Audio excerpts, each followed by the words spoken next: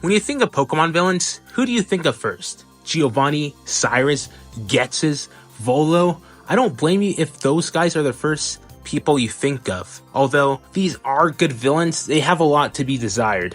How many times has an evil team leader tried to take over the world with a team, but was stopped by a mere child? It's usually just the admins that just do the heavy lifting of anything. However, when we go to Pokemon spin-offs, however, that's also mostly the same, for the most part. However, there's one game that stands out compared to the rest, and that is Pokemon Mystery Dungeon Explorers of Sky. Although, when playing through the game, there's not really any main antagonists throughout the entire game. The closest thing to an antagonist is Dusknoir, but Dusknoir was ordered to eliminate anyone trying to change the future by Primal Dialga, in the future where it's only darkness. However, if you decided to play the post-game of Mystery Dungeon, there is an actual reason why everything happened in the first place, and that Pokemon is Darkrai. When we first see Darkrai is while we're trying to sleep and a Cresselia appears in our dream saying that there is a distortion in space and our mere existence is the reason why it's happening, telling us that we would be better off dead for the greater good of the world. However, keep in mind that this isn't Cresselia, this is Darkrai. But because it was only a mere dream, however, we remain skeptical until Darkrai strikes again. Darkrai uses its abilities to put Azurill in a nightmare. So it's up to us to get Drowsy to put us in that nightmare to cure Azurill. However, when we clear the dungeon, the same Cresselia tells us that our existence is now causing Pokemon to get put in an endless nightmare. However, it's revealed that Cresselia told our partner the very same thing in their own dream, that our existence is the very reason for the distortion of space, and Cresselia straight up tries to unalive us, but things start to get suspicious when Cresselia backs off. Remember, the Cresselia we're seeing is actually Darkrai, and what Darkrai does next is actually insane. But if you're enjoying the video so far, why not subscribe? I don't do many storytelling videos at all, so if this video does well, then I might actually considering doing more of them. I don't know, my videos don't even do well anyways. But anyways, back to the video.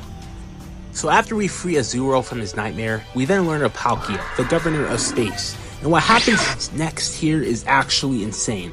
Darkrai is somehow able to convince Palkia, a little god, that we're the reason why space is all fucked up. And Palkia believes it.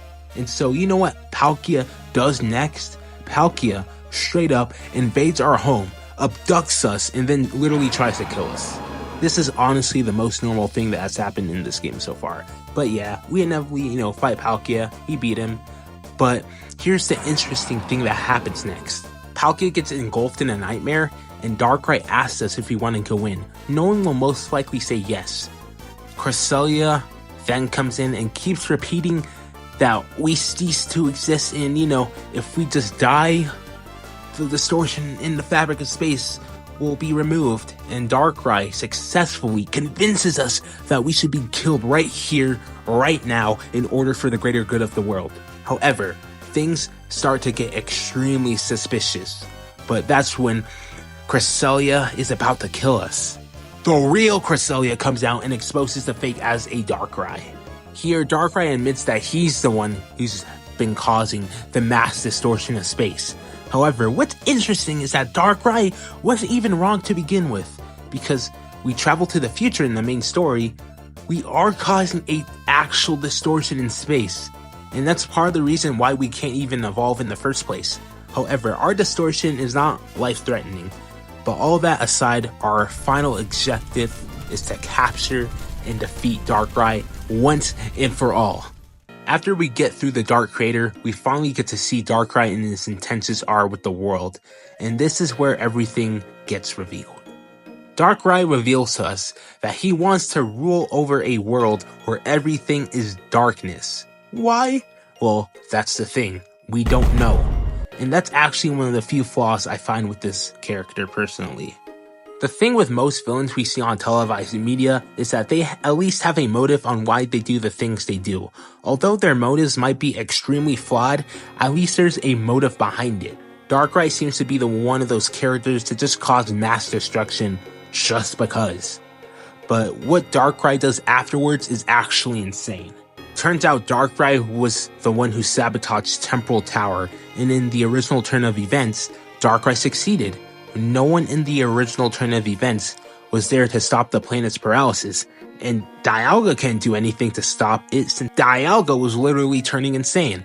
So, in the bleak and dark future, it was up to us as a human and our partner at the time, Grovyle, to travel back in time and prevent this from happening. However, Darkrai knew we were intervening, so as we travel back in time, Darkrai attacks us midway through, causing us to lose our memory and ultimately becoming a Pokemon.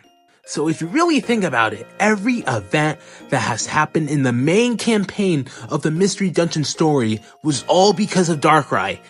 And not only that, he was able to gaslight us into thinking us literally dying would be the right thing to do for the world, and was able to manipulate the literal god of space into assassinating us. Darkrai is quite literally an Avengers level threat with Aizen level manipulation. You could almost call him Dark Ryzen. Okay. That was a bad joke. But after all of this is revealed, Darkrai then tries to convince us into joining him, claiming we will rule a world of darkness together. Darkrai knows we are his greatest adversaries, and it'd be a smart move to get those said adversaries on his side, and you're not gonna believe what happens next. The partner, straight up, gives up, saying that we don't stand a chance against Darkrai. And this shit really makes us contemplate into actually joining Darkrai or not, until we realize, wait, the partner isn't actually like this at all. And our intuition was right, as this was all a nightmare caused by Darkrai. However, Darkrai planned for this and decides to jump you instead. Now, I'm not gonna really comment much on the fight at all, since it's a lot similar to the Dusknoir fight. Just know that Cresselia is a lot more of a liability than an ally, if anything. Just be mentally prepared when she eats all of your Reviver Seeds. But yeah, after Darkrai gets defeated, he decides he's just gonna travel to a different time where we can't interfere with his plans. For whatever reason, Darkrai straight up just has the power to time travel, I guess, but I digress. But because of this, it really does seem like Darkrai was one step ahead of us this entire time. When he tried to convince us into joining him, he knew we were gonna say no, so he was prepared to jump us. And when we beat him, he knew he couldn't win in this timeline as long as we were around. So he just plans to travel to a different timeline where we aren't around. We were playing checkers, while Darkrai was playing chess. We may have won the battle, but Darkrai has won the war.